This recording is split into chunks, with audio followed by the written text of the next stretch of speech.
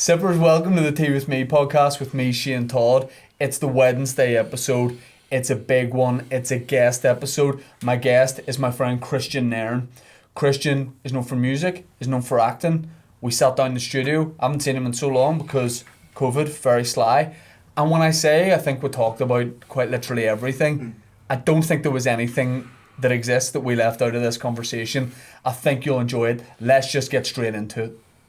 Kristian, I've known you for about 6 years.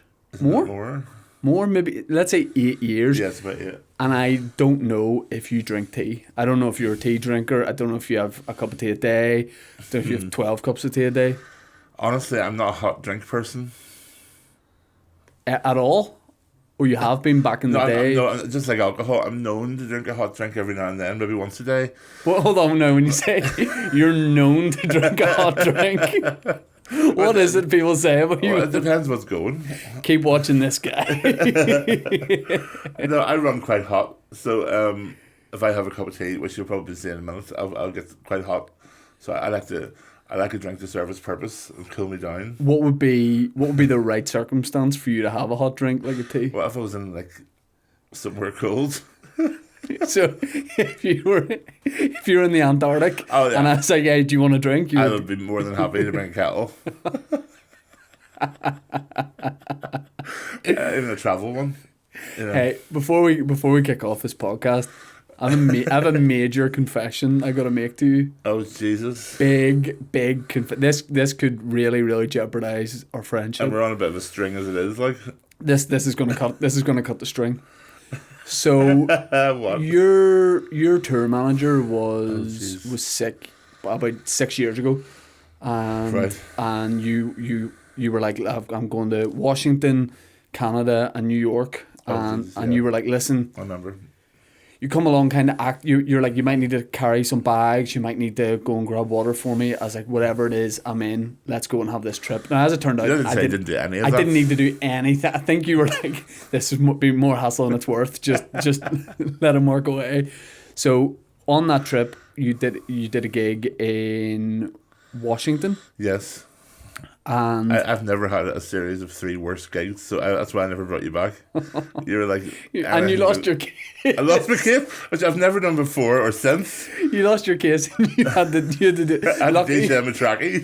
But people couldn't see. But I was like up steps behind you, and I was like, he's like doing like a full DJ set. People loving it, but at the bottom, you're in sweatpants. Right? Okay. So what's this confession? The confession is this. When you were doing the Washington gig, we were a bit jet lagged. We were on our way back to the accommodation, and we were like, let's get 5 guys. There was 5 guys on the way home. What are you going to tell me here? Because I remember this. What are you going to tell me, Shane? There's 5 guys on the way home. We stopped. I was like, listen, I'll run in here. You paid for the entire trip. I was like, listen, I'll run in and get the burgers. And then we're even. And you asked for, say, like a double cheese with onions. Something like that. So I ran in, I get our order, I bring it in, we get back to the accommodation, you open your burger, and you say, there is no onions.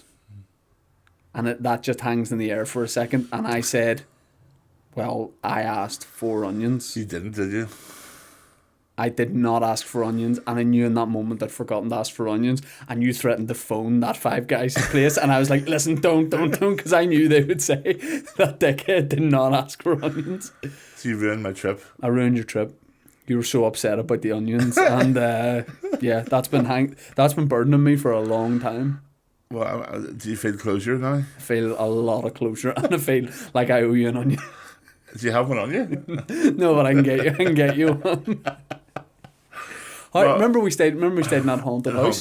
The creaky haunted house. With that weird guy who cooked everything. Yeah, that was like a guy. Yeah, it was like the Washington frat. What do you call that? Cruel Intentions? But like a historic frat house type thing? Yeah, it was like Cruel Intentions. It was all like the future presidents and drug dealers and same thing. That party it was like an eyes wide shut type weird thing. Yeah, with all their tuxes and everything. Yeah, and you left me alone selfishly because you went and did a DJ set, and I just had to sit in this room. Was that why you got me back for the onion? Yeah. You're such a better little shit. I swear to God. That was on that trip as well. You were playing Hard Rock Cafe at Times Square in New York, and you definitely were. I didn't remember. And I had Dave Elliott was in New York at the same time, so you went to the gig early. You were doing press. That's right. You were doing press. That's right. I went and met Dave for dinner, and then I was like, and then I'll meet you at the gig. Get in? And I couldn't get in, and I said to the guy, I said, "This is a disaster from start to finish, wasn't it?" I said, "Tell Christian Shane's here," and the guy said, "Shine," and I went, "Nope, Shane," and he said, "That's not how it's pronounced," and I was like, "Why am I having an argument with how my name is pronounced?" And I never got back to say it, but anyway. I mean, if there are no Irish people in New York, like no, now that that's off my chest about the onion, I think we can move forward. I can move forward. I'm a bit gutted. Yeah. But I'll never trust you again with a burger order. No. That's for sure. No. Let me ask you this. How do you feel about the world at the minute? Because that's what you do over a cup of tea or a coffee. What's your general feeling? Like, you feeling okay in the midst of all this? Is anybody? I think some people, if you own a company that sells PPE, you're feeling good. Gas. Yeah. You're cooking with gas, aren't you? If you have shares in Dettol, you're loving it. Basically, everything that I do, everything that earns me money and keeps me moving, and keeps me from being in Muckamore Abbey, is gone. Yeah, you right can't now. travel. You're like, we would try and have lunch and try and arrange a day to do it. And you're like, no, I'm going to be in Ecuador, and then I'll be in Peru, and then I'm doing a gig in London. And yeah, but man, as you know, I don't want to sound like a twat. I mean, I was always grateful for that, and I thought it would end someday, but I didn't quite see it ending this way. Yeah. But I know it's going to start again someday, but it seems to be feeling like it's getting further away. How long would you say you were on the road DJing for throughout the year? Oh, 10 God. months? About 85% of the year I've been away. I would have been away. And then it just stops like that with no. Yeah, and there's definitely a jolt. It's like the brakes going like that. It's like you sort of your brain keeps going. And it took a long time, and then it took a long time for the wheels to stop spinning and going nowhere. And I didn't know what to do with myself. I'm not gonna lie, I did settle into sleeping to 4 p.m. at one stage because it was just, can I make this day any shorter? Yeah. You know what I mean? I was winning at one stage. It was like 7 o'clock. I was like, I mean, am I just going to sleep? Hibernation is essentially what you're talking about. I'm a bit of a bear, so I mean, so we like to hibernate, apparently. I'm a bear too. Oh yeah, you are. You're like the anti-bear. Anyway. So yeah, everything just kind of it's the same with stand up. I mean, everything just kind of stopped, but I'd say you were booked in for a lot of travel and. Yeah, I had three tours to the US booked, and I basically lost all the tickets and everything. They give you the vouchers and stuff, and people were giving you conflicting advice about, oh, you should have done this, you should have called fucking Marjorie and BA. And I'm like, fuck off, I don't want to phone Marjorie. And so I got... Marjorie sounds like a nightmare. So I got vouchers, which are all probably expired now. And but you know what? I'm trying to look on the bright side here. I've done a lot of music production. I've been working away on my music, and I'm in a movie at the minute. I'm recording a movie in London. I've done some commercial work. What's the reality of that? What's the reality of actually doing like an acting production at the minute? Weird. It's over in London. And I've also now experienced it with someone getting it, because we're stood down for the last 2 weeks. Some twat went out and was probably lumbering someone, and what? Lumbering? I've never heard this, man. You've never heard of lumbering? No. You heard of lumbering? Like slumbering? Oh, come on. Lumbering?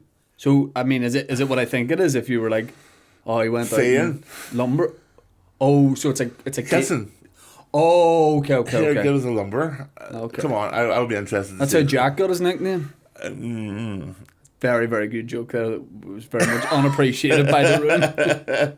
I'll be interested to see if anyone else knows the lumbering. Lumber? Where do you know where that comes from? Absolutely not. No. It's a I love country it. That's phrase. one thing I love. Do you know when you suddenly come out with a real weird saying from Northern Ireland? I said to my ma yesterday, if she heard me calling her that, she'd kill me. Someone drove out in front of me, and I was like, look at him, Buck Alec, across the road there. Buck, by the way, calling someone Buck Alec. I called my son Buck Alec a couple of days ago. And I mean, what does it even mean? Like, he's 10 weeks, so he doesn't know either. But do you know who Buck Alec was? No, because we were talking about this yesterday. Please tell me. I am so glad that I know a little bit about Buck Alec himself, and I can tell you. He was a real person? Buck Alec was a real person. Now, people throw around the phrase, bit of a character in this part of the world. Buck Alec was, and I really, really hope this is not libelous, Buck Alec was like a loyalist crime guy who lived in, Sailortown? Yes. Lived in the Sailortown part of Belfast. Would have been well known around the city in the 60s and had a pet lion that he walked around Belfast. But don't worry about it. He had all the teeth taken out. He had the lion's teeth extracted. He used to walk a pet lion around Belfast on a lead. Claws taken out too. Oh, okay. I swear to God, this is a thing. Buck Alec. So basically it'll be death by dull thuds. Where's my phone? I'm going to tell you just a couple of facts about Buck Alec, but Buck Alec is a real guy. So it is weird whenever people use Buck Alec as a phrase for someone who's maybe like... So it is really a Belfast thing? Oh, it's a Belfast thing, yeah. Yeah. Some would say like Buck Alec over there. Alexander Buck Alec Robinson was a boxer, Ulster loyalist paramilitary, and a reservist. He gained notoriety in Northern Ireland for street fighting, robbery, and owning a pet lion. I mean, when you do those three things, people are going to be talking about you. Definitely get a reputation. His contemporary... We need to do a series about this because his contemporaries included James Stormy Weatherall and Patrick Silver McKee. Wow. But do you want to see a picture of Buck Alec with his lion? Yes, please. Buck Alec lion. Yeah, he used to just walk it around the streets of Belfast. I'm really sorry I'm not old enough to remember this. Buck Alec. Nah, there is a real... Well, there is this picture here, which is totally different, which I think a lion escaped from Belfast Zoo, ended up in North Belfast, and paramilitaries just had to keep it in an alleyway while the vets... That's exactly what that photograph looks like. Why are we not making programs about this? I mean, that's legendary content. Would you... I mean... Have you ever seen a wild animal in real life? Because I have. Well, we were talking earlier about animals we maybe dislike. I saw a frog in real life last night and come like a workout either. short. I don't like frogs. I don't like animals that I could accidentally squash. Yeah. I mean, a frog would like go jump out of your hand, and it might go, and it might like go in your hand, and I'd have to. Yeah, its wee neck would swell up and all first, and then it would just pop. And the eyes no pop out. No. Would you, having acted in some big things, obviously Game of Thrones, Ripper Street, you're working on film at the minute, would you trade that for the lead role in Buck Alec the movie? Oh, I didn't know that was coming now. Is it going to play anywhere but the Strand? No, it only plays in the Strand. Buck Alec the movie. You play Buck Alec, I play the lion. Do we get to get jiggy with it? Yeah, and it wouldn't be the first time. I mean, I've been walked through Sailortown on a leash. That's totally why I had a declawed. You don't want a lion's claw on your beak when you... just there. I just love that attitude of like, don't worry, it's had its teeth taken out. Okay, still a lion. So we're moving on to bestiality now. Yeah, Buck Alec the movie. We always. What I was going to say, there was one day I was going to school when I was a kid, and we saw... Good time to go to school. Yeah. And we definitely saw like a panther or a cougar. No, see this whole big cat spotting thing. It's never. Why would in the mid-90s everybody was like, oh, there's a tiger in the Lucian Cushion doll. There isn't. The Hill Hall tiger. Yeah, there isn't. It was just a slightly bigger cat. I'm telling you, I saw it majestically striding across the wheat. Where did you go to school? Hill Hall. Seeing them majestically glide over wheat. And Hill Hall Road. It was like, we do have wheat and barley here, and it was in the distance, obviously, but it was far too big to be the tabby. Right, yeah. And it was almost like moving in slow motion and running. It was so beautiful. And obviously it was the day before camera phones, conveniently. Yeah. That's like literally this week on Facebook, someone I know was like, pretty sure I just saw UFO go over Belfast, and I was thinking, pretty sure you didn't. That's one thing I've been doing a lot. So you're UFO spotting now? Not UFO spotting, but I've been all this conspiracy stuff. Oh, right. Let's go into this, right? What is one major one that you believe? Well, the UFO thing, I do believe in UFOs big time, and don't tell me you don't. I don't know, because they're bringing 5G. What? They brought the coronavirus and 5G. Well, listen, coronavirus, I need to speak to them about, but 5G, delighted if they're bringing that. I can't wait. But here's the thing about the idea of UFOs is artists and people would have drawn what we think aliens and UFOs look like. Mm-hmm. They have done for years. So how come that the UFOs that people see and stuff are exactly the artist's representation? You know, people are like, oh, aliens are we green men with big heads and big black eyes. Mm-hmm. And then whenever you like see leaked footage of an alien, it always looks exactly like that. That's not true. I've seen lots of different. What if aliens really look like us upside down? Well, what happens if they can just look like us, like V? What? They're wearing like a human suit. Yeah, that's a good point. My worry about looking at conspiracy theories is... No, I'm not a weirdo, guys. I'm perfectly willing to be proved wrong and someone tell me I'm an asshole. Well, that's the thing with UFOs. No, you can't really prove that someone's wrong. Well, it's the same with ghosts as well. I mean, I don't know what to believe, but I kind of think that by now in 2020, someone might have caught a conclusive picture by now with all the technology, because there's not one in this world that proves there's a ghost. And why are they only coming out at night? You know, there's no noon ghosts. You know what I mean? There's no ghosts hitting the head, like you know, hitting the head a decent hour and then getting up early. It's always like in the middle of the night this kind of thing happens, and ghosts definitely aren't the thing. I believe UFOs. You don't believe ghosts or because that's other life. So I believe because you're a very pragmatic man. Say somebody really had seen a ghost. Yeah. You couldn't do anything else for the rest of your life, because the whole time you'd be like, oh my God, I have seen a ghost. I'm very skeptical, don't get me wrong, but I do have a tattoo of like a ghost story my grandmother used to tell me. So which is what? A ghost story. Yeah, but what's a ghost story? As you can see, it's a lady appearing from a hedge. And I come from an old farming family, and like my great grandfather might have had a bit too much to drink, and he'd have a fight with my great grandmother, and then she would she would leave the house and she would go and sit outside in the garden or whatever, because it's quite abusive. I mean, it's just the old. I'm not like I wasn't alive, so I don't care. Anyway, she would sit on like the verge of the hedge, and this only happened once. She said this like lady appeared from nowhere, and all of a sudden she wasn't cold anymore. She wasn't scared anymore, and she just sat beside her. And in the morning, she just kind of like melted away into like the hedge. And I thought it was a really nice story, whether it's true or not. And I got this sort of tattooed on me. I mean, very interesting story, great tattoo, but you know, not an ideal bedtime story for a child. Well, no, but it's a nice story. Yeah, I'll take out the abuse and the alcoholism and I think people like the Irish stuff with ghosts, like you know, as a comforting thing. I think when people feel that they have had those experiences, and like at the same time, I'm like, ghosts aren't real. I mean, I'm not good. You know, I'm an idiot. Yes. So what? So if they are, you know. I don't know. It's not something you can conclusively be like. I've been tapped on the shoulder in my house. I have, and I'm not stupid. And my mum has as well. And we didn't tell. Are you sure it wasn't your mum tapping your shoulder? Because there's that classic one where you tap someone's far shoulder and you're standing here and they go, "What?" That's one. It's great because it gets you every time. Yeah, and the person's pissed off every time. So a ghost has tapped you on the shoulder? I don't know if it's a ghost or not, but I've definitely been tapped on my shoulder, and we then discovered that just across the hedge is a rath, which is an old burial ground, like a druidic burial ground. I did not know that when I moved Jewish to the house. Druidic. What? Oh, druids? Yeah, druidic. So... Not Jewish. So druid burial ground across the road, you think someone is coming...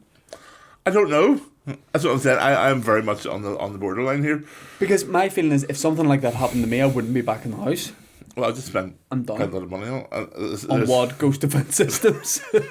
Have you got Derek Acora living in your house? Derek a fucking Gora, oh my god, I haven't heard that name in a while. That's a sort I of went and thing. saw him in the waterfront once.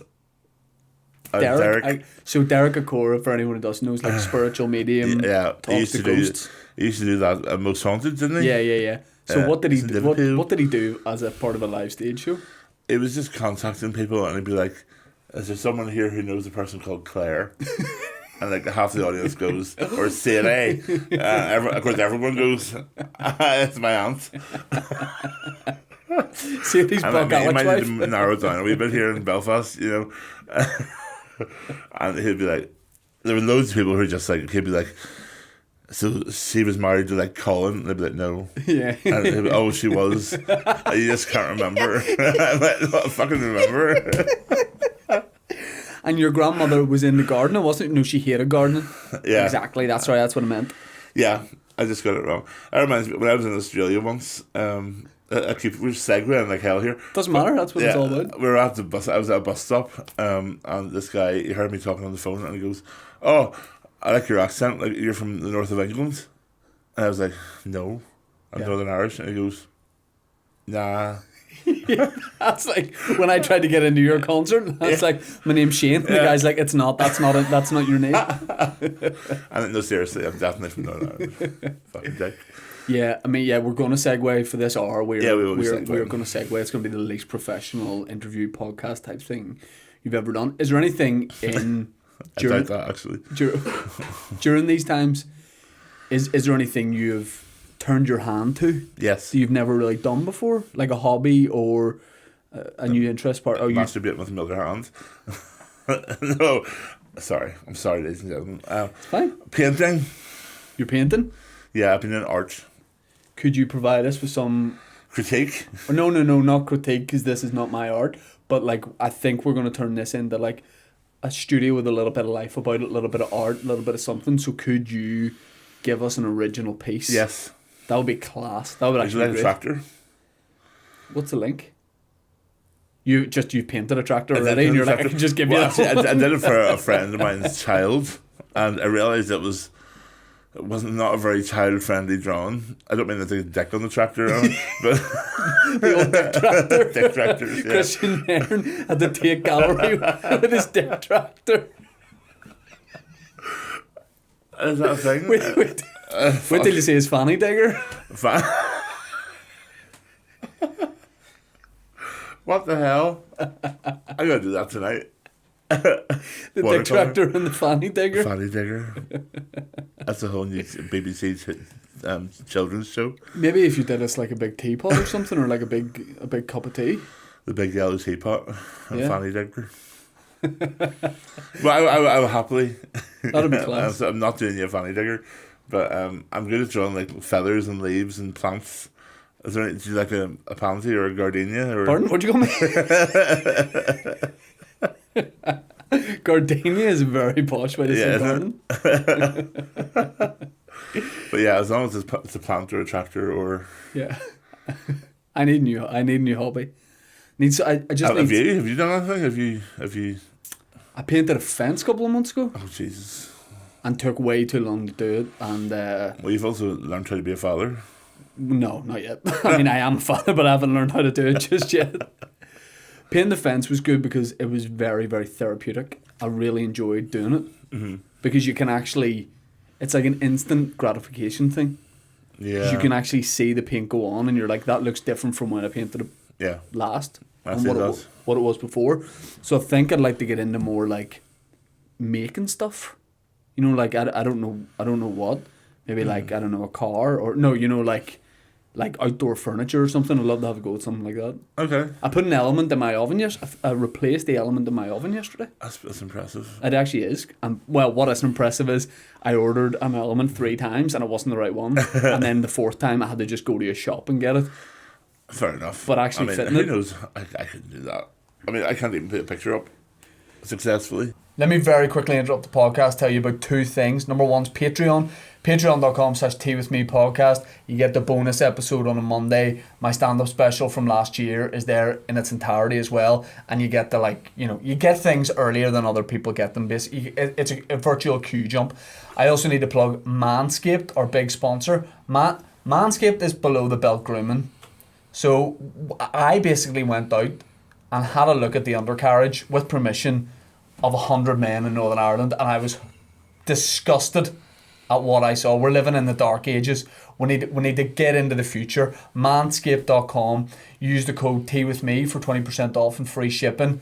It's essentially a little razor called the Lawnmower 3.0. It's got a torch on it.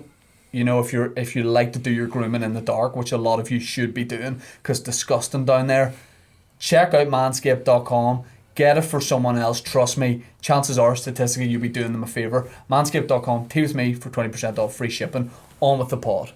But you kind of live a very mad lifestyle, which is being on the road so much, and it's just flights, hotels, being driven, and I got to see that a little bit when I was with you. But being picked up from the airport, driven to the thing. You don't have to do anything really for yourself. You do because you do the music. You do music production and all that kind of thing.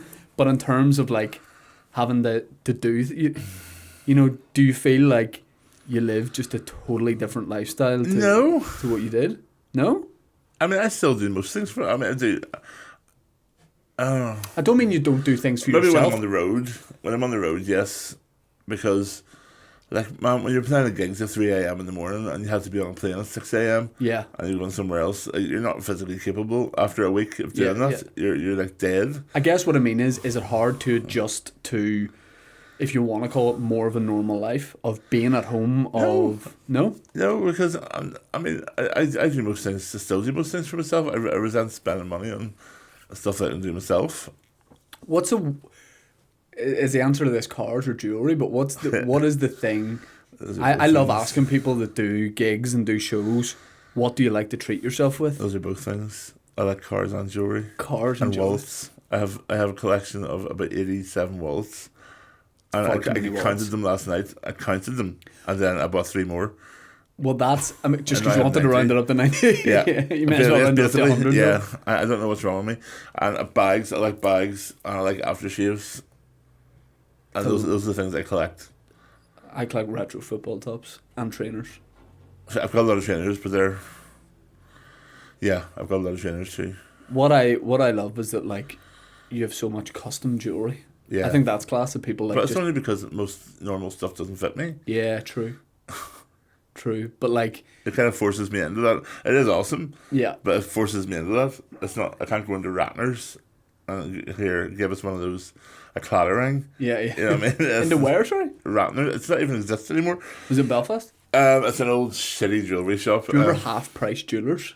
I do indeed. I bought the only one bit of so I don't wear anything bar a wedding ring and sometimes a watch, but I remember buying a bracelet when I was about 13 or 14, a silver link bracelet. Nice. And I got it in Half Price Jewellers for about 12. You actually, Big Mike actually had the necklace version of it. You had a silver necklace up until not that long ago. Yeah.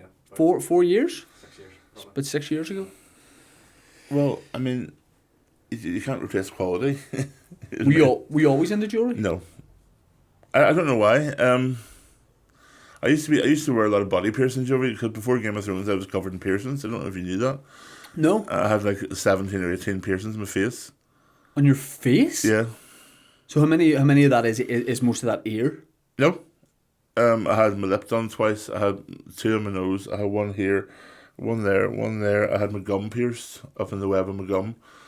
That bit. Yeah. The bit in between the lip and the gum. Yeah. What were you wearing in it? Just like a wee stud or something? Wee ring, and that just sits in the hole in your teeth and absolutely fucks your teeth up. So why did you have it? I didn't know that at the time. Yeah, but even so, were you like, this is just something you want to accessorize that part of your mouth? That's what happens. I mean, I know quite a lot of fetish performers and stuff just from working in the Kremlin for so long. And there's one called Lucy Fire, and she's a great friend of mine. And she was over, it was many years ago now, and she smiled at me. I just saw this little red flash. I was like, what the fuck was that? I was like, oh, I got my gum done, mate. And okay, why was that done right now? So it becomes like a challenge thing of like, a wee bit. What can I get pierced? Yeah. What was The worst thing I ever got done was I got the shell of my ear done. I don't mean just like an industrial. It was right down through the really hard cartilage, and it went right through and then down the bottom like a spike. And I was DJing that night, and I lost almost a pint of blood because it made like the headphones sitting on it. Like it just made it hemorrhage, and I was like, someone's coming up asking for fucking Destiny's Child or something, and I'm just slowly sliding down the DJ box. Survivor playing, you just bleeding out to death. Survivor, like I don't know if the DJ is. I think he's gone. I was on the floor. Work at like DJing in Kremlin for so long. And, you know, you used to perform drag for what, years and years. No, it was 4 years, 4 or 5 years. What is the weirdest piercing you ever saw on somebody else at that time? Well, it depends if you're talking about piercings or body modification. I like the sound. I don't even know what body modification is, but I like the sound. Well, I've seen people their tongue split in two. I've seen people their dick split in two. Sorry. Well, could we rewind a little bit and go back to the tongue split in two? I sort of get it. You know, I think it's like it's like Ron Seal. Yeah, I get how that would look. I don't get why you would do it, but I understand. I do get why you would do it, because you'd be like, well, why would you not do it? This guy was a guy I was doing a commercial for Channel 4. Remember a show called The Salon? Yes, yeah. I was doing a commercial for the second season of that, and I was with this guy called like the Human Lizard, and he sounds like good crack. Oh yeah, good crack. Yeah, good to go to Tesco's with of a Wednesday evening, and he had his tongue split, and I was like, he's talking about that, and he goes, "Well, you want to see what else I have done?" And I was like, "Not really." By the way, you know, if he's starting with a tongue split, yeah, the next thing's going to be fairly out there. I had like his genitals kind of split in half as well. So when you say he had his dick split, do you mean like down the middle? What else? I mean, any other kind of split would be chopped in half. You're saying this like he's had a haircut, just like a haircut? Yeah, but I mean, what other way to go than that? If you go like that, it's just chopped in half. Yeah, there's nothing like creative. I don't think any man wants to chop their dick in half that way. So this guy had a procedure done where he had cut down. How far down? Quite far. Percentage wise? It was like a hydra. So would he have gone like? Would you say he went 70%? 50 or more. I'm sorry, I'm grabbing my balls here, but it's only because of. But was horror. Was he pissing in multiple directions? I didn't really. Do you know what? I'm not gonna lie. The conversation ended quite quickly. Oh, if the human lizard showed me his dick split, the conversation would be lasting 4 or 5 hours. I didn't really know what to say. Do you think that's really a nice guy? Do you think he just had too many vouchers for like a procedure place? Listen, who am I to judge? Who am I to judge in this weird, wacky old world? But I think that's a bit much for me. But yeah, for most people. Yeah, but you know, it's different strokes, say. You should send him a picture of a tractor and a split dick coming out the bottom of it. Split dick tractor. Split dick sounds like an old blues musician. Yeah, enjoyable. So, yeah, I've seen some weird things in my time. Tractor. I mean, I've seen some weird things in my time. I'm not gonna lie. Because you know, how much I can say is probably minimal. No, you probably can. Like I've seen people. I'm not going to name venues. Yeah. Okay. That's what I've seen people like who like two fetish performers and they're dancing. They're supposed to be dancers. It's supposed to be dancers, man. That's what we paid for. Yeah. We paid for you to dance, man. And they had a wee chat on the plane or something and got to know each other. And just fisted each other on stage, and it wasn't in the script. And it just wasn't. Like, we booked you to do the YMCA. One of the funniest things I've ever seen. Guys, I'm so sorry, this is so gross.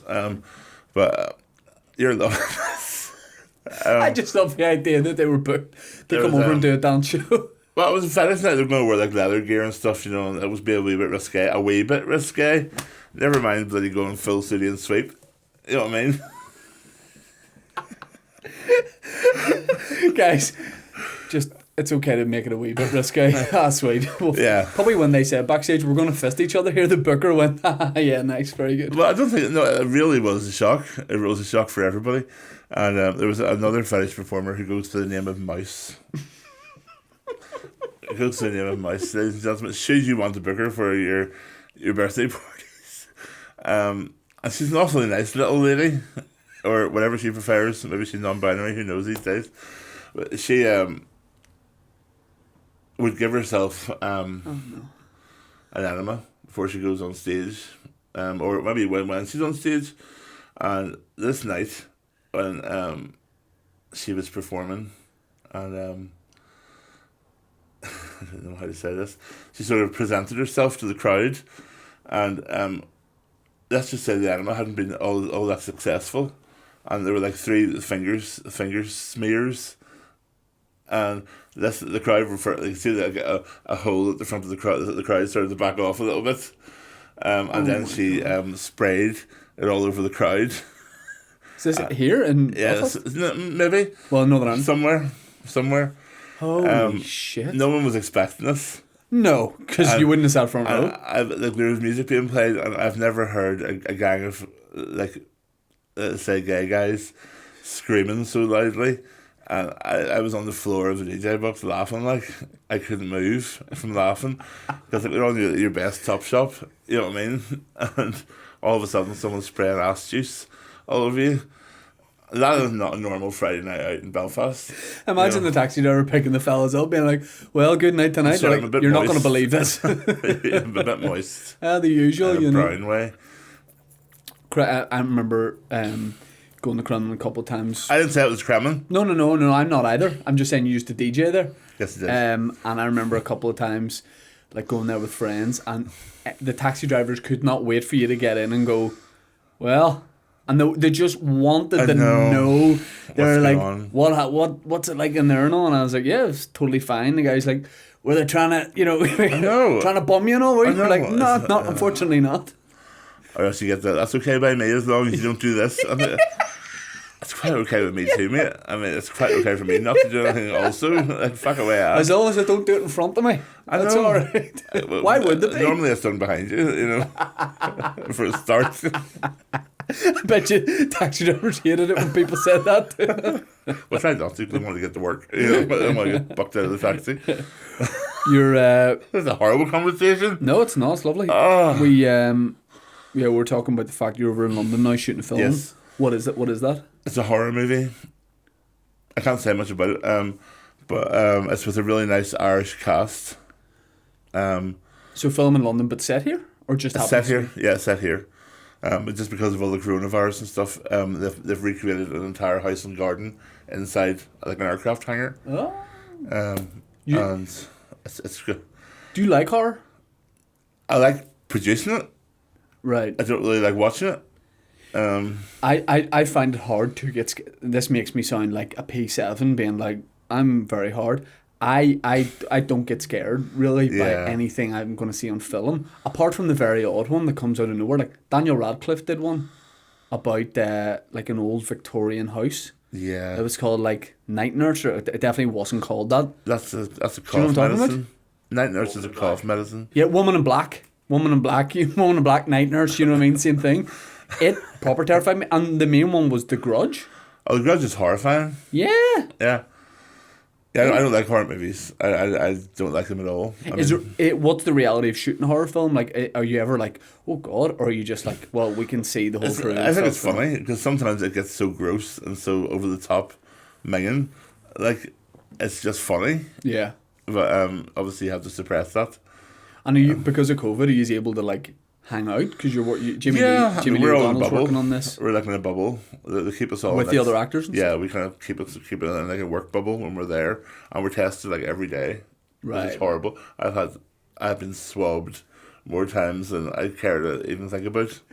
Yeah, and I retch every time. I try not to retch, and it's so disgusting. I don't know if you've had it done, people, but I mean, it's not that bad, but I've had it done. I couldn't not touch my tongue. You know, with the swab, they're like, "Oh, just do your someone else did." No. Calm down. When you do it here, you do it. I don't know if you have you had it done. I've had it done here as well. Yeah, and you're in your car. Yeah, but I've had it done in Randox and Crumlin as well. They're the ones actually make the test. Yeah. And imagine some nurse going open wide. Nah. Like a fucking lightsaber. Yeah. I just stranger danger. Try and pull a red lever. But yeah, it's a kind of when you're controlling it yourself, it's easier. Yeah. But when someone else shoves it in your beak, and they're always a little bit more difficult.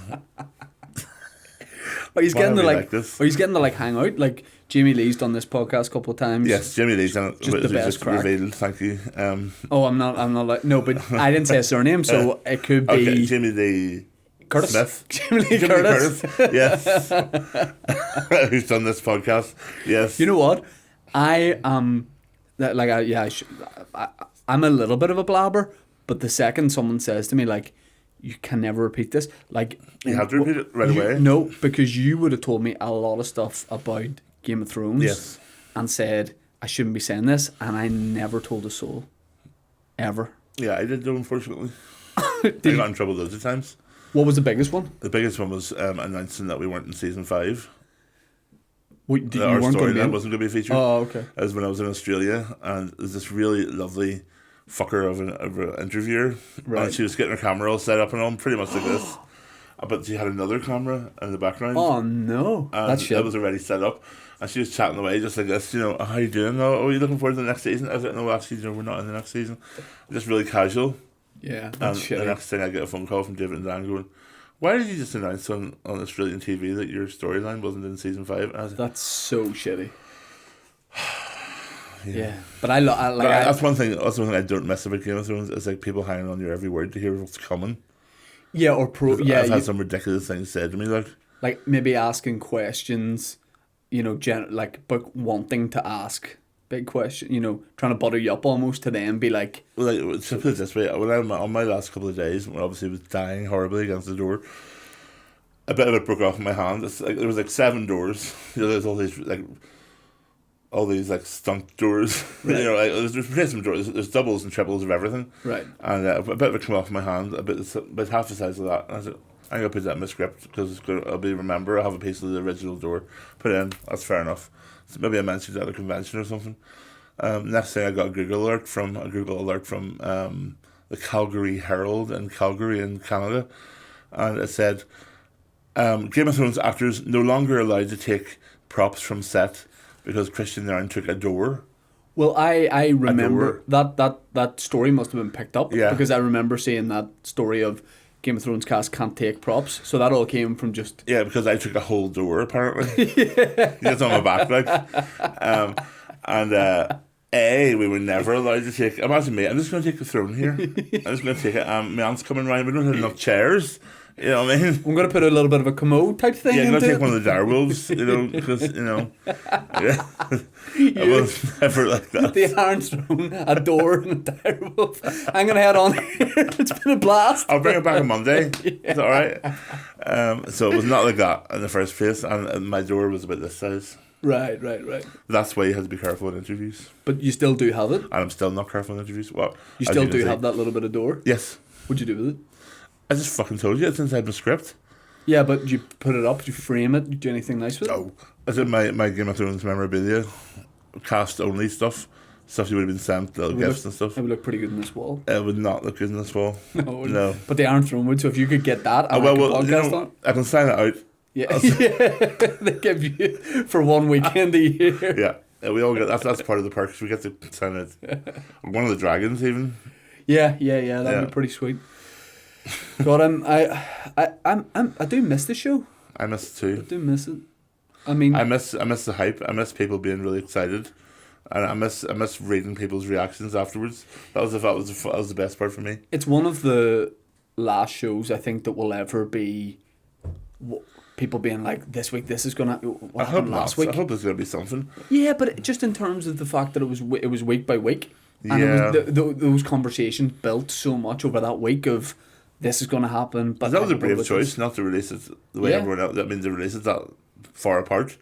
That was a brave choice. But it deserved to be like a week in between it, you know. Yeah, I think so too. You got way more out of it, and it created such a buzz around everything. And yeah, obviously there was the other leaked episode. That was you, wasn't it? Always me. Always. Yeah. No.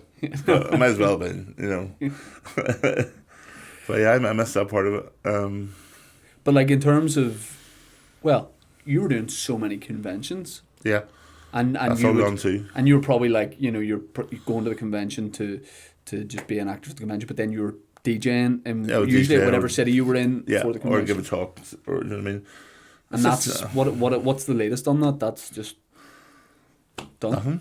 I don't have anything public appearance or anything. Dude, I'll come back. And I've been very lucky to have what I have so far. So, I have other strings to my bow anyway. So, what about writing? I've never chatted to you about that. Is that have you got any interest in that? Like, cause you have definitely lived a life. You know what I mean? yes. You have experiences from all around the world. I've been writing a book actually, and I need to get over my fears of doing that because I'm not that type of person. I don't want to be like Carrie Katona. You know what I mean? Next thing I'll be on an Iceland advert. Well, it's a thing. It's a thing from here as well of not wanting to probably talk about yourself. Exactly, and I don't like it. But I didn't think I had anything to say, and then obviously someone comes along who's done this before, and they start asking me the right questions, and then 5 hours later, oh yeah, you know what I mean, it's like actually I have done quite a lot of stuff. But it's so varied. Yeah, it's varied, but I don't know yet. I don't know. We'll see. We'll see if I can continue with it or not. It's more from a point of view that it could actually help some people. I might take a bit of inspiration because I had far from a traditional trajectory. Yeah. You know what I mean? It wasn't me. I want to be an actor. I mean, I'm not exactly the blonde-haired, blue-eyed norm. You know what I mean? Yeah. But I wouldn't want to be. No, and no, I think you have a very, very, very interesting. Well, thank you. Very interesting story, and I think either you make that or it's Buck Alec the film. Buck Alec. Buck Alec the film. I mean, that's very attractive. Yeah. I mean, I'm not gonna lie. I kind of want to cuddle a lion. Yeah. Whether it's you in a suit. Yeah. Or. I mean, I think budget-wise, it might be me in a suit. Have you been declawed? If I've been declawed, I mean, yeah, I have to be, because if I have claws, I would just scrab people. Yeah. I'd just be such a bitch. I'm very chill, very like normal, laid back person. Yeah. But if my nails, without me knowing, get past a certain length, you turn into so catty, I just get very like what's the word? Like I'm entitled. I get very like stroppy. This is like a Samson effect. Like when your hair goes long, you get strong. Your nails go long, you get maybe camp. This is the script I need to write. Yeah. No, just always scrabbing, just taking skin off, you know. Okay. But that's my only weird thing. What are we like for time? We're at 45 minutes. 45 minutes. I gotta ask you about. Well, I did ask you about travel, but I want to ask you about music and what I witnessed a class moment, which was I was listening to Radio 1 one day, and I'd known you for a couple of years at this point, and Scott Mills was on talking about celebrity DJs and this thing that obviously has been a thing for a long time and will be, of celebrities just turning their hand to DJing. Aye. But it felt like at this time it was happening particularly a lot. I think it was like during the time of a lot of reality TV people doing it. And he was basically like looking through a website of celebrities who also DJ, and he mentioned your name, and he's like, oh, you know, Hodor from Game of Thrones trying to get involved with DJing, and he's doing a set at, you know, a big Freshers Week thing. And I remember listening and being like, oh no, you didn't. I was like, Scott, you've had a Reggie blinker here, because I remember messaging you about it and being like, listen, I just heard this, and you were like, it is already being dealt with. I was like, we have a mafia, you know. It's Kristian and Scott Mills we have a mafia killed. at certain levels, so I just have to wait that word. And then the next week, you were on a show, and he's like, listen, I didn't realise you were just a bona fide proper DJ. And I mean, I've been fighting against that, but then I got my own back on him by swearing. On the show? Yeah, remember this? No, I remember you being on the show. I said I got my own back, but I mean, it was a total mistake. It was so embarrassing. You did the game where... Innuendo bingo. Yep. That's right. And like you're told before you go on, it's like, don't swear. Obviously, it's live. And it was even worse because he was covering the breakfast slot, and it's even busier than normal. Right. So, here's me. Like, I've done radio loads of times. And it's like, oh, don't worry about me. I'm a professional. You know what I mean? I would never do something so stupid. First word out of my mouth was fuck. Didn't even say hello. He's like, Kristian, good morning. Fuck. It was awful. I mean, we started off with Innuendo bingo, and I didn't realise how cold the water was going to be. Right. And he spat it around me. I was like, oh, fuck. Oh. Yeah, that was me. And like the rest of the interview was basically me sitting with a reddener, Yeah. a big beaming face. Reddener's another great local phrase that we could bring to the world, I think. I have so many, man. I love them. Reddener's brilliant. Like when I said having a Reggie Blinker, had you heard that before? Yeah. Do you know who Reggie Blinker was? I do not, but I'm sure you're going to like me. Reggie Blinker was a dreadlocked Dutch footballer that played for Sheffield Wednesday and Celtic. Not Ruud Gullit. Not Ruud Gullit, who was Be another impressed. Dutch dreadlocked footballer. See? Love that. Yeah. If you can name me one more dreadlocked Dutch footballer, first name Frank. I'll Whoopi be Goldberg. Whoopi Goldberg. Yeah, she used to play for Ajax back in the day. I do not know any other. I'd have given you dreadlocks. Frank Rijkaard. Would have given you. No, in fact, Frank Rijkaard never had dreadlocks. And Ruud Gullit had more. I'm trying to think of this stat. Yeah, I guess it was dreadlocks. Anyway, that's totally irrelevant. What is the most surreal situation that you've ever found yourself in There's so many. in the last 10 years? Thanks to maybe the popularity of the show, maybe something linked to the show. Like, One of the most surreal moments would have been hearing President Obama talking about my death scene. what was the He context just of said, that? he just talking about how sad it was in an interview. Oh, And I'm sitting there man. going like, I know. Yeah, you're right. oh. You're right. But I mean, but that's Does anyone want President Trump to talk about that? I really want him to talk about my death scene. But I'm happy that it was Obama. What other surreal things have happened? There's so many. I mean, like DJing with Tiesto, and that was a surreal day. Playing in India at the Sunburn Festival, and there's like 80,000 people just going nuts, and I'm playing my own music. That's very surreal for me. does the weird thing about that ever be that it doesn't feel surreal? That No, you're it kind of- always feels it always surreal. does. I'm nervous before every gig I do. Every time I step out dressed to go acting, or any public event, I'm always nervous. But the minute that you're not going to give a good performance. I know that. I totally agree with that. I always tell people this when we're giving like workshops or anything. You have to learn to use that energy.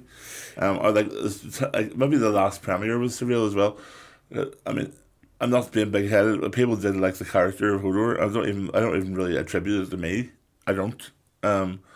And I remember coming out of the premiere in Times Square, and just for the last time, I just thought this is the last time I'm doing this, and the whole street was just chanting Hodor, and I was just like all the way down Fifth Avenue, you know. And I So was that's just like, bittersweet because you're like, no, I mean it wasn't bitter at all. It was just beautiful.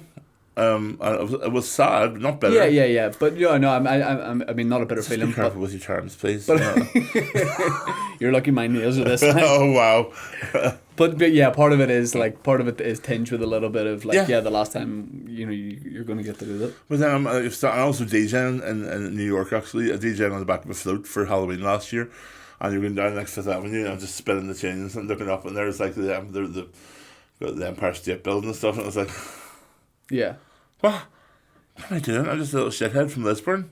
But that's what I'm talking about, like writing, or if you're doing a book, that is what the interesting thing about it is. Yeah. The fact that,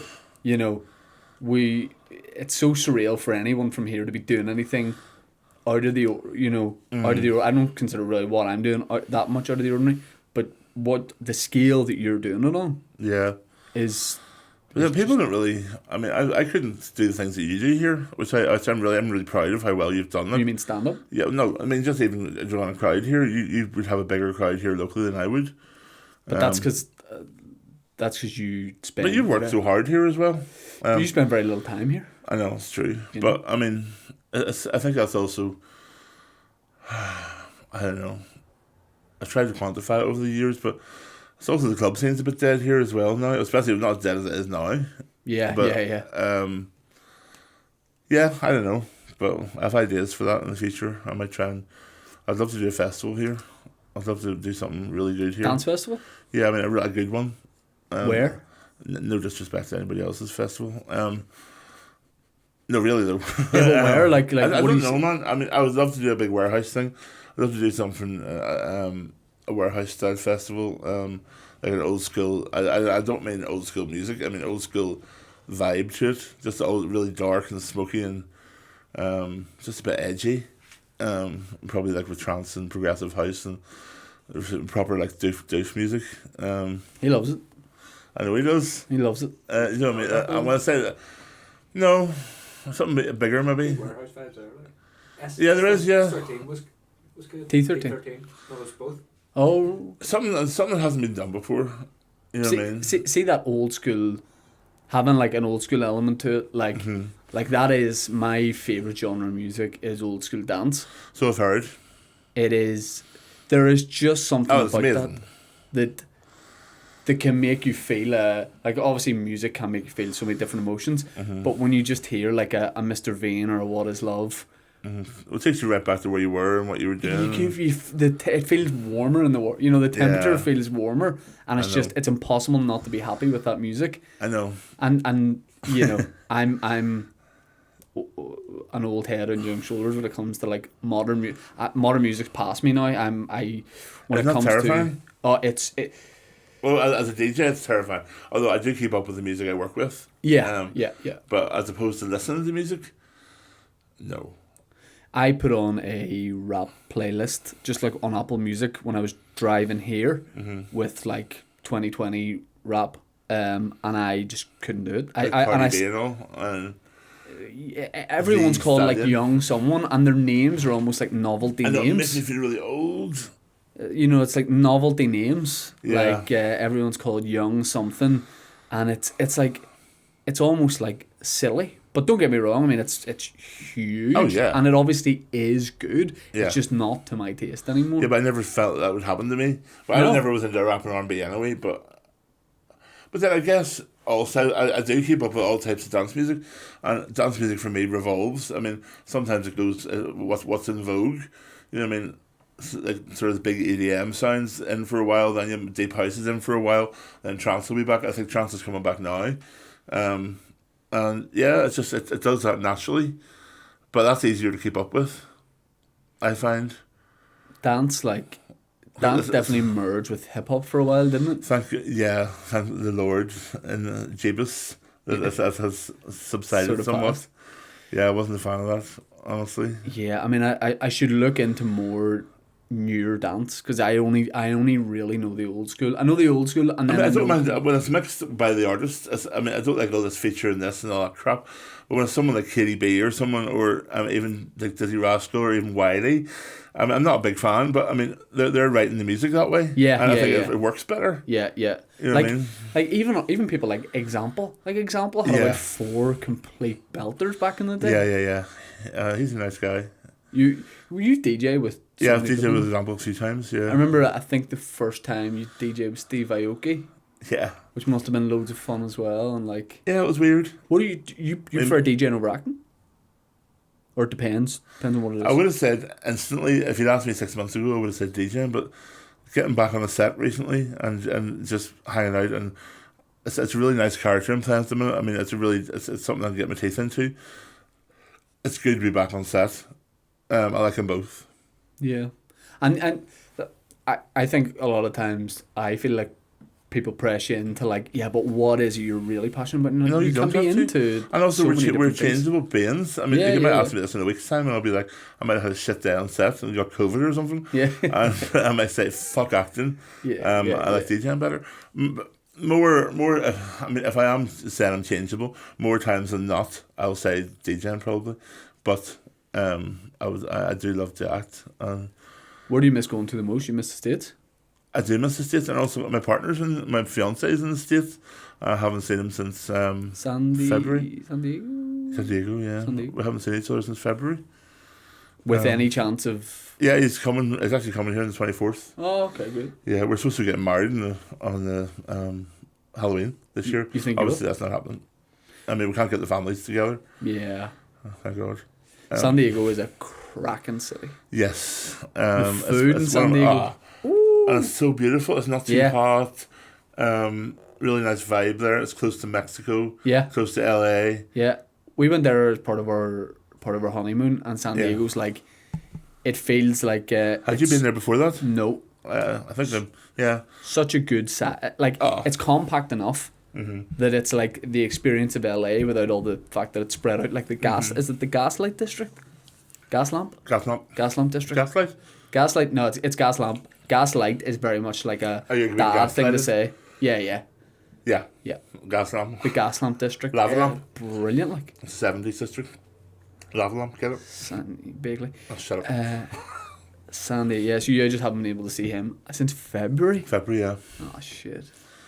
What does he think, what does he make of America at the minute? Oh my God, he just wants to get away.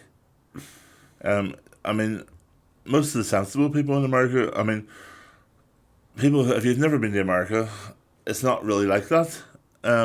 Obviously it is, because the people causing this, but yeah, we're seeing I've never met people like that when I'm there. I've met thousands of Americans. I've been to probably, there's only about 3 states I haven't been to. So I know America. But that's like, the international perception of Northern Ireland would just be trouble. All Yeah. they would have seen is trouble stuff. You're only going to see the worst of a place. Yeah. You know what I mean? Like when you think of like Iraq, you're only seeing like Saddam Hussein and the boys. No one's ever like, yes, but they make great cheese. I just don't have any faith in our governments anymore. I just don't think we get told the truth. And I think it's really hard to form a valid opinion on either side. I mean, in America or here. I just think that the tribal politics here. I mean, I'm from a mixed background. Not brought up with any religion at all. I'm a humanist, if anything. And I just want people to move forward. I just don't want things to be tied to religion anymore. And do you think here is moving forward? It was. I felt like it was. I think we need younger people in power. They need to get fucking teenagers. Miss Piggy and Co out. Do you not think teenagers? Yeah. Not No, in youth club. I like the idea of like listen, go and see what you can do. I mean, if it was a choice between what we have now and teenagers, yes, get them in. Yeah. Get them in. I don't know. It's a complicated thing, and I've total respect for people who disagree with me as well. But in America, well, I don't think anybody's like, no, the government here are killing it. No one's like, listen, 10 full marks. I just feel like there's a joke going on, and it's on us. Yeah. Both sides. Yeah. It's sort of it hammered home to me once when I was on a plane from New York, and Jerry Adams was sitting on the front seat with I can't remember who it was at the time. It was leader of basically his counterpart. I can't remember. And would have been Peter Robinson. Yes, they were sitting in the 1A and 1B. Oh, I thought you meant the front seat, as in like you were on a flight back from New York, and in they the were cockpit pilots. where the boys were. That would have been straight into the fucking sea. They were like 1A and 1C in business class, first class. I was just seeing them clinking the champagne glasses, and I'm going like, that was the one day it just came into my head that day. The joke's on us. Yeah. I mean, there's a joke. Because the parties being like, I totally oppose what you're doing. I totally, behind the scenes, they're probably all mates. I know. It's there's such a thing of we need to keep our side happy by saying this, but like secretly like they're still getting paid. I mean, wherever I go in the world, I big this place up and love the people here. I always want to get home when I'm away, and this makes me sad that we have the Muppet Show in charge. But speaking of Muppet shows in America, like Jesus Christ, I don't think there's any solution over there. It makes us feel a wee bit better, doesn't it? Yeah. We're like, okay, it's not that bad. Like, did you see the debate? I saw highlights of it, and I think the guy. Highlights is a bit of a stretch. I think nearly the worst person on it was the guy chairing it. Oh yeah, he was It's a diabolical. disaster. Yeah, so they're having to change format now because it was so bad. A format that's been used for centuries, or not centuries. It's just You like know? it's like You know what I watching mean? two old fellas in a pub arguing. Yes, That's what it was. and But like Trump is like a stand. It's almost like he's been coached by a stand-up. Mm-hmm. He for his taking his opinions out of it. He as a talker and as someone who engaging in debate. He is very good. He is actually pretty skilled at shutting people down and like just flat out denying something that you know it like. You know, things you've seen with your own eyes. exactly. But the way he shuts it down, Yeah, probably 9 out of 10 people be like, "Oh well." you no, can that's literally not play a video of him saying something. Yeah. Literally play a video, watch it, and you hear it with your own eyes, and like, you said this. What do you mean? He says, I didn't. yeah. But that's why. I just saw you. But that's why he to a lot of people there is popular because he is going against what a politician is, Yeah, and that. yeah, I understand that part. I've always thought if you had a politician who literally just answered in a yes or no way, they'd be the most popular I politician know that. anywhere. I know. Even if it was something negative, they were like, listen, yeah, no, we'll fuck that The up. sad thing for me is I'm now watching families being torn apart by this. I'm actually seeing like friends and family of people I know. Actually, it's got into the families. People are starting to divide and fighting. It's really bad. So let's just move quickly on to see what happens after COVID, and hopefully we'll have an alien visitation and they'll be like, you're all dickheads. Bring the aliens down. We're going to get the aliens. We're bringing pet lions back into fashion. Yes. You're going to run your dance festival. Everyone, you're making that free for everyone, just to make everyone feel good. Free in if you're dressed as a lion. Free in if you're dressed like a lion. I think it's going to be a far better time. Do you know what? It'll come around to being fine again at some point. Yeah, well, of course It's going to be fine. Now, it's a little maybe unflippant, but... It's going to be... I mean, what's the option? You're right. What is the option that we're all going to be like, we're wandering in a nuclear wasteland? I think they have so much power because they fuel that thing of, well, it's never going to be fine. If we're stuck in a rut, you're not going to have the motivation to want to change things or try and change things if you know the end game is, well, nothing's ever going to change. Yeah. But if you get a sniff of like, actually at some point things will be fine, because things have been fine here before at times and they've been shit, so at some point it will be even fine. when things are bad on some levels, they are fine at the same time. It's weird. Yeah. You know what I mean? You still go home and have your dinner and watch alien documentaries. Would you be First Minister if you knew you couldn't travel DJing That's for another work? fucking thing that happened to me here, and a misquoted interview. I did this lovely set piece in the Belfast Telegraph, and it was all supposed to be about my life and on, talking about my dogs and what cat food I fed my birds. They would say your dogs. Yeah, and she was just at the end of the interview. She was all like, "Oh, what do you think of the political situation here?" And I was like, "Oh," and like she says, "Would you ever get involved yourself?" And I was like, "Not in this lifetime. I mean, maybe." And I said something positive towards it, and everything else was wiped out from the interview. And on the pot, it said, "Hodor, not even Christian. Hodor wants to be in politics." I can see the election posters. I know. Hodor won. You know, I know. what about the imagery behind that would be very powerful. Like you leaning up against the door, and Yeah, you've got with like those two on the other side all of the it. politicians, all the old politicians Yeah, trying to you're get not through. getting through, man. I think Yeah. I think you would definitely get votes. Holding the door is dormant. You're in 100%. Holding the door To a against better the past. future. Because that sounds like you're blocking it. Maybe that's the actual truth. Well, to be fair, that's going to get you a lot of votes too. But I think the DUP used that one. That's a Freudian slip. Holding the door to a better future. Nope, we're not ready for you yet. A couple more years of misery. Listen, I know gay marriage is alright now, but listen, not on Nairn's watch. You're out. Fucking hell. Yeah, that's what happened to my lovely little puff piece. I hate that. I know. I hate that. I was so mad. Honestly, very, very, very seldom I got that pissed. I was going to go into your knees. But I know what you mean about how like a small thing in it, and I've had a limited experience of this, but a very small thing Yeah. becomes like the whole thing. Like I did it with the Telegraph. I did like a lifestyle Q&A Yeah. of 21 questions kind of thing, and one was celebrity crush. I've never, since I was a kid, been into like fancying celebrities. No. I don't get it because I haven't seen them. You know, it's difficult for me to be like, oh, I fancy that person. I was like, who do I say? I don't know. And I said to the reporter, I was like, who would I say? And she's like, you could have, and name 3 people. She's like, Ariana Grande. Mm-hmm. And I went, yeah, Ariana Grande. She paraphrased me saying, Ariana Grande, one day I would like to meet her. And I was like, well, that makes it sound like I'm going to murder her at Yes, some it point. really does. One day I would like to meet her. I wouldn't. I'd have her on Are the you podcast, sure? but yeah, well, I don't think we'd have anything in common. We just wouldn't. I don't It think is we'd connect. ridiculous what they pick up on, like.